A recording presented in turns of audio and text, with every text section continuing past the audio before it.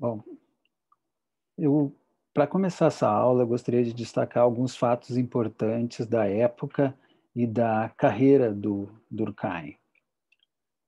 A primeira coisa que nós devemos levar em consideração é que Durkheim é um homem da segunda metade do século XIX.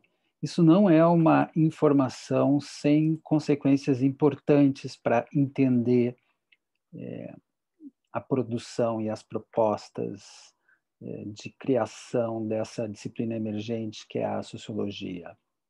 Então, eu vou falar alguns fatos importantes que eu gostaria de destacar.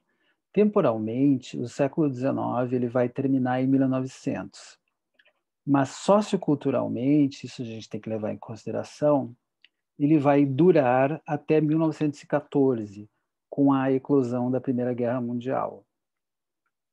Este é considerado um dos períodos mais estáveis da história política europeia, ainda que o mesmo a gente não possa dizer que tenha se refletido fora da Europa, porque é um período de forte expansão colonial. E é um período também onde há muitas guerras de descolonização, especialmente nas Américas, com o surgimento das novas repúblicas depois da Revolução Americana, que foi em 1776, e sob a influência da Revolução Francesa, que tem um papel muito importante em toda a história do século XIX, embora ela seja um fato do século XVIII, e, e sobretudo na criação das ciências humanas. Tá?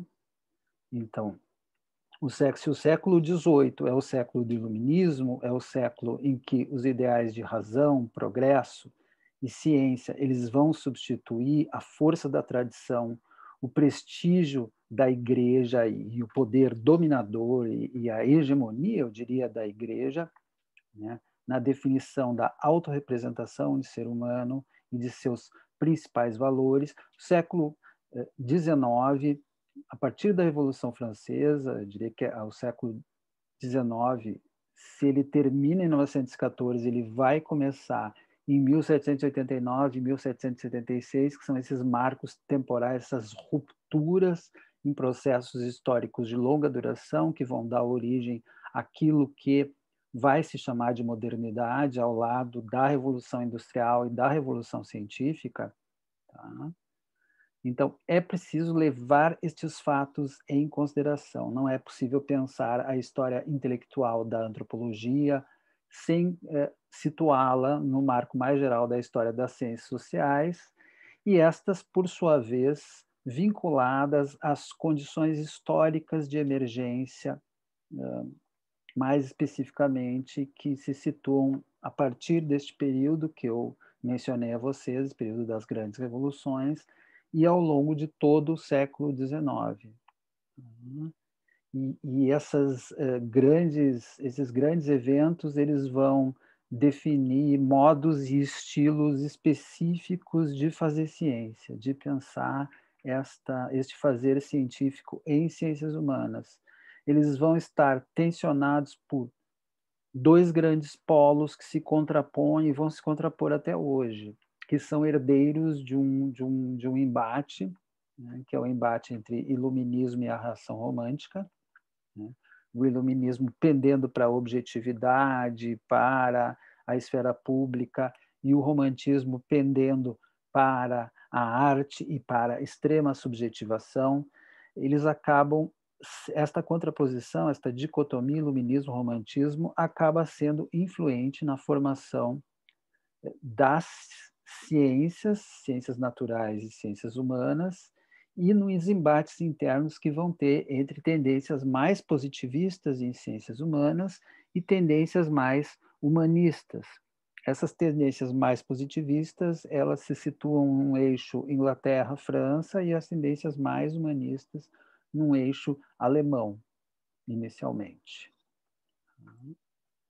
Então, essas seriam as primeiras considerações a respeito do contexto geral de longa duração no qual nós podemos inserir a criação dessa disciplina sociológica. Aliás, esse termo sociologia ele foi inventado pelo Auguste Comte, né? que exerce uma influência importante sobre Durkheim, em 1839. Tá? Então, se vocês quiserem maiores informações a respeito do Comte, tem um capítulo magnífico de um sociólogo francês já falecido, Raymond Aron, num livro clássico, As Etapas do Pensamento Sociológico. E ali ele vai, enfim, colocar ao lado de Montesquieu, né, do Barão Montesquieu, o Comte como um dos primeiros formuladores desse programa da sociologia, esse conhecimento do mundo social inspirado pelo método científico, o método das ciências naturais, esse que define com precisão um objeto externo ao sujeito, independente da ação deste sujeito, tal como os astros do céu, tal como a astronomia e a física newtoniana assim o definia. Da mesma forma, Augusto Comte ele vai imaginar uma tal de física social, quer dizer, você poderia entender este reino social, que é um reino que não se resume à biologia, não se resume ao indivíduo, não se resume à química, não se, enfim, não é explicável nem investigável por outras ciências. Ele constitui um reino próprio. Quer dizer, a concepção do Comte, no final de contas, de um lado, ela tem uma filosofia da história que é muito conhecida, né, este personagem, né, que é a tal da filosofia dos 3 estágios, que a gente tem um estágio que é místico, outro que é metafísico, outro que é o científico, o estágio positivo. Tá? Esse evolucionismo é muito característico do século XIX também, só que é um evolucionismo que vem lá do otimismo do século XVIII. O otimismo em que nós, se usássemos da nossa razão, nós poderíamos nos emancipar. Isso está no programa do Kant, né, que, aliás, não à toa, junto com Comte, Herbert Spencer e John Stuart Mill, são as grandes influências no pensamento do Durkheim. O Kant tem um texto no século XVIII, o que é o iluminismo, e ele diz que o iluminismo é a saída do ser humano da minoridade quando ele faz uso da razão. Tanto esta concepção iluminista quanto, né, a concepção do conhecimento a partir de uma ideia, de um sujeito transcendental e de uma formulação, de uma tábua de categorias do entendimento humano, né? Ou seja, o que nós chamaríamos hoje uma espécie de epistemologia, vão ser muito importantes para a gente entender esses textos da aula de hoje, do Durkheim.